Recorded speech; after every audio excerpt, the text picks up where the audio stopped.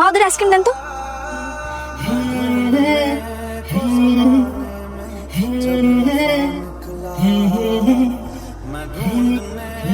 আমি এক কাজ করি, ওকে কল দিয়ে এখানে আসতে বলি। ভালো হয়, ওই কবরের সামনে ডেকে নিয়ে যা। ঠিক বলেছিস, নিজেকে উপন্যাসের নায়ক ভাবো তাই না? এটা কার খবর? কার আবার? সিনথিয়া। সিনথিয়া তাই না? ঠিক আছে চলো, আমাকে সিনথিয়ার বাসা নিয়ে চলো, আমি ওর আব্বু আম্মুর সঙ্গে কথা বলবো। চলো। তাদের সাথে কথা বলে তুমি কি করবে? সেটা আমি ওর আব্বু আম্মুকেই বলবো। চলো। সেটা সম্ভব না। কেন সম্ভব না? বলতে পারবো না। কিভাবে বলবা? যেখানে কোনো মানুষের কবর নেই সেখানে তুমি কিভাবে ঠিকানা বলবা? তোমার লজ্জা করলো না আকাশ? এরকম একটা উপন্যাসের ঘটনা বাস্তবে পরিণত করতে তোমার লজ্জা করলো না? সরি নিতু। কিসের সরি?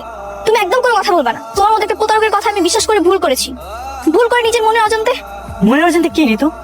বলো আমাকে। বলবো না, কারণ তুমি আমার মনে আঘাত করেছো, আর আমার মনের কথা জানার অধিকার তোমার নেই। নিতু বিশ্বাস করো, আমি এতদিন যা কিছু করেছি সবকিছু তোমাকে পাওয়ার জন্য করেছি।